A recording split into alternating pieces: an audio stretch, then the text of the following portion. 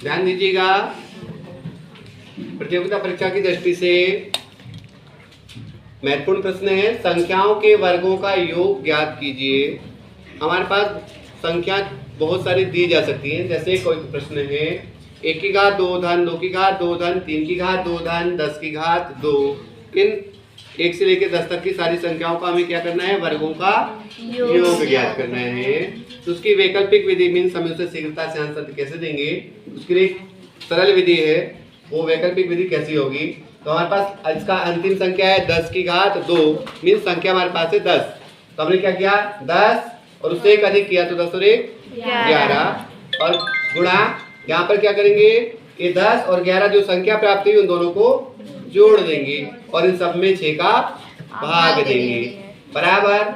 अब यहाँ पे देख रहे हैं ये 10 का 10 लिखा है, ये 11 का 11 लिखा है, गुणा का गुणा लिखा है और 10 में 11 जुड़ रहा है इसलिए 10 और 11 21। अब बटे में फिर 6 लिखा है। अगर आप बटे का मतलब होता है ऊपर भाग देना, मीन्स अगर कोई संख्या से कटता तो काटेंगे। 10 भी सम संख्या और 6 भी सम संख्या है। 2 से 10 में भी भाग जा रहा है और 6 में भी जा रहा है। 2 से 10 में दिया तो 5 बार गया और 6 में दिया तो 3 बार गया। अब हमारे पास क्या बचा, तो बचा 5 गुणा 11 गुणा 7। अब इनको गुणा करना है तो 7 में 11 गुणा तो 11 7 77 गुणा का गुणा और 5 का और गुणा होना है इसलिए 5 का और गुणा किया तो हमें आंसर प्राप्त हुआ 385।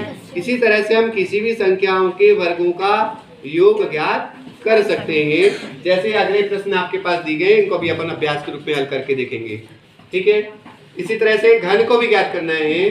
तो घन ज्ञात करने के लिए देख रहे होंगे कि संख्याओं के घनों का योग ज्ञात करना है। हमारे पास प्रश्न लिखा है 1 की घात 3 धन 2 की घात 3 धन 3 की घात 3 धन 10 की घात 3।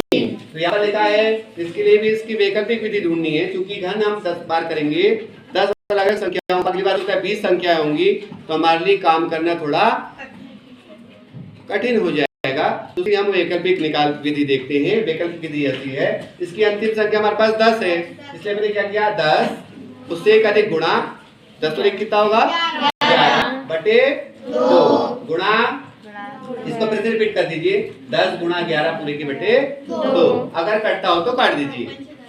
2 से कितनी बार कटा 5, 2 से कितनी बार कटा 5, 2 बचा उसको लिख दीजिए। अब बचा हमारे पास 5 गुणा 11 गुणा 5 गुणा 11। उनका आपस में क्या करना है, हमें गुणा करना है। करते हैं, चलिए 5 का कर लो या 11 का कर लो, क्या करना चाहेंगे, ऐसे करना चाहेंगे, वैसे करेंगे। कितना हुआ 11 पन्ना 55, 11 पन्ना 55। अब गुणा कर दीजिए। अब 55 में 55 का आपस में गुणा करना है, करते हैं। चलो 5 और 25 की 5 हासिल की 2 5 और 25 और 2 27। ये वाले 5 का गुणा पूरा हो गया ना। अब 5 कर दीजिए, इकाई का हो गया इसलिए इकाई के शून्य लगाया। 5 25 25 और 2 27 ऐड कर दीजिए। 5 की 5 5 12 7 5 और 7 12 की 2 हासिल की 1 1 7 9 और 1 10 की 0 हासिल की 1 2 3। क्या आंसर आया 3025। इस तरह से हमें गुणा करके 1 से लेकर 10 संख्याओं के क्रमांक संख्या उनका घनों का योग ज्ञात कर सकते हैं। इसी प्रकार 1 से 20 संख्याओं का, इसी प्रकार 1 से 30 संख्याओं का, जितना पूछे गए हम हर प्रश्न का जवाब बड़ी आसानी के साथ दे सकते हैं। तो देखते हैं अगला प्रश्न के जवाब हम कैसे दे पाते हैं। तो लीजिए अगला प्रश्न भी यहाँ पर दिया गया है। कितना लिखा है यहाँ पे, वर्ग ज्ञात करना है तो 1 से लेकर 20 तक है ना। वैकल्पिक विधि में ठीक इसी तरह से मेथड का यूज करना है। यहाँ होगा 20 और उससे एक अधिक कितनी हुई 21 और फिर से गुणा कितना 20 धन 21 पूरे के बटे 6।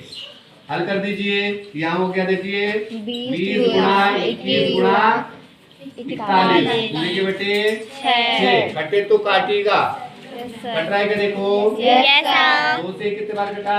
10, कितनी बार कटा? 3, 3 से 21 कितनी बार कटा? 7 बार कटा। तो हमारे पास आंसर प्राप्त हुआ 10 गुणा 7 गुणा 41 41। अब इनका हमको गुणा करना है। कर दीजिए गुणा। इनका पहले कर दीजिए 7 दाम 70 41। अब 41 को इसका गुणा करना है। कर दीजिए 1 शून्य की शून्य 7 एकम 7 और 7 28। इस तरह से 1 से लेकर 20 तक की संख्याओं के वर्गों का योग हम बड़े आसानी से निकाल सकते हैं। ठीक उसी प्रकार अगर घन दिया गया है वो घनों का भी निकाल सकते हैं। तो क्या होगा घन के लिए? वही सूत्र 20 गुणा 21, 20 से अधिक ना, अंतिम संख्या 20 है, बटे 2 गुणा फिर से 20 गुणा 21 पूरे के बटे 2 काट दीजिए 2 से 10 बार और 20 फिर से 2 से 10 बार घटा। तो क्या प्राप्त हुआ हमारे पास? 10 गुणा 21 गुणा 10 गुणा 21 गुणा कर दीजिए। इनका गुणा कर दीजिए, इसका गुणा कर दीजिए, कितना हो जाएगा? इनका गुणा करने पर हमें आंसर प्राप्त होगा 44,100। इस तरह से हम बड़ी से बड़ी संख्याओं का सरलता के साथ वर्गों का योगफल और घनों का योगफल ज्ञात कर सकते हैं। Thank you.